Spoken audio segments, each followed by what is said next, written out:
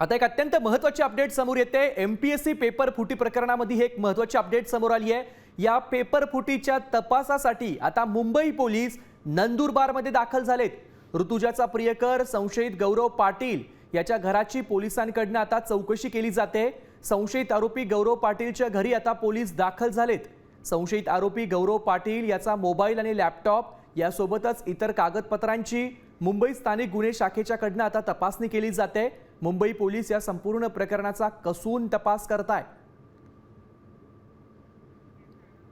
दरम्यान याच परिस्थितीचा आढावा घेतलाय आमचे नंदुरबारचे प्रतिनिधी सागर निकवाडे यांनी। थेट जाऊयात नंदुरबारमध्ये।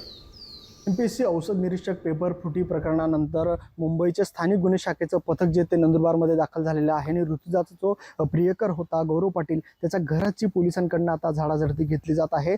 तसेच पूर्ण मुंबई पोलिसांचे 5 अधिकारी आणि कर्मचाऱ्यांची टीम जी ते गौरवच्या घरी आता पोहोचलेली आहेत आणि त्यांच्याकडनं या घराची संपूर्ण चौकशी जिथे केली जाते, त्याचे मोबाईल असतील, लॅपटॉप असतील किंवा ते इथे इलेक्ट्रॉनिक यासोबतच जे कागदपत्र असतील त्याची तपासणी मुंबई पोलिसांकडून आता केली जाते। आपण पाहू शकतो मी सध्या गौरवच्या घराबाहेर उभे आहे आणि या घरामध्ये सध्या त्यांच्या संपूर्ण कुटुंबासहित त्याची देखील चौकशी जी ती केली जात आहे। नेमकं यातून काय निष्पन्न होतील हे देखील पाहणं महत्त्वाचं आहे। पोलिसांच्या तपासाला आता वेग आलेला आहे आणि यातून नेमका कोणत्या गोष्टी बाहेर येतात, आणखी काही आरोपी यातील वाढतील का हे देखील पाहणं आता महत्त्वाचं असणार आहे। सागर निकवाडे, साम टीव्ही न्यूज, नंदुरबार।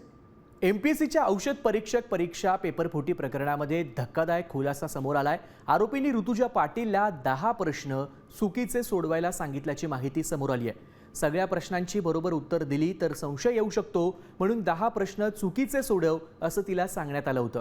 आरोपी सोबतच्या चॅट्समध्ये देखील 10 प्रश्न चुकीचे सोडवण्यात सांगितल्याचा उल्लेख समोर आलाय, अशी माहिती विश्वसनीय सूत्रांनी दिली आहे।